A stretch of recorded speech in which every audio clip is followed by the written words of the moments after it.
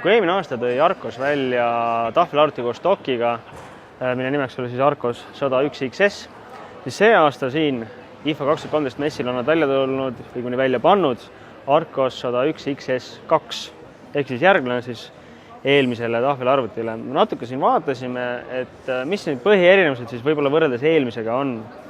Ja esimese asemudega hakkab silma see, et on kaks kõlarit vasakul pool ja paremal pool.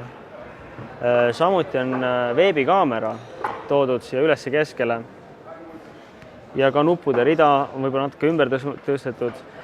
Ja mis mulje jääb, on see, et nüüd selle versioon 2 välimuse poole pealt on rohkem arvesse võetud just nimelt kasutamisdokiga, ehk siis oleks kõikide nende kõlarite ja ka veebikaamera asendus oleks loogilisem.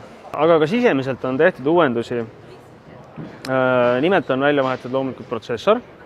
Kui nüüd eelmine oli ametliku nimega multicore, me ise arvame pigem selline dual-core, siis praegult on juba quad-core protsessori sisse pandud.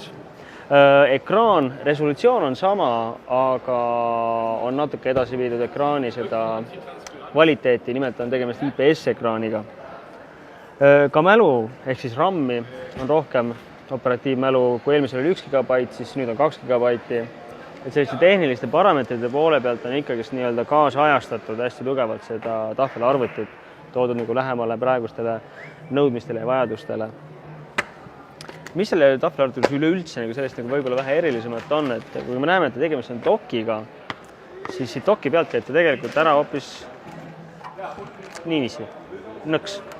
Nüüd hoiavad teda paigal magnetid, küll aga on tal sellised kontaktid, millega siis dokis olev info edasi antakse, ütleme trükkimisel ja muud käsklused.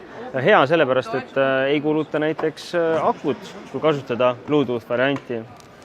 Ja samamoodi kaasas kandmiseks polditakse see alla ja pannakse lihtsalt kokku ja hoiavad jälle magnetid ilusti koos ja on meil lihtsalt selline tahvelarvuti.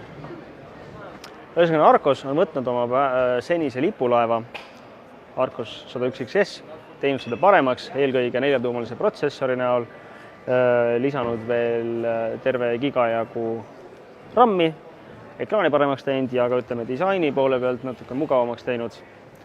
Ja oluline on veel see, et ka hinna poolest tundub olevat ahvatlevam, sellepärast et siin olemasoleva info kohaselt saab selle toote leti hinnaks olema eeldatavasti 269,99, mis on soodsam siis praegusest Arcos XS 101 hinnast.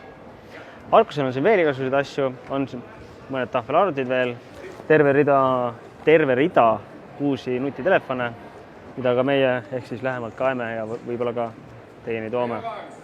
Fotopoint Jääveeb, IFA 2013.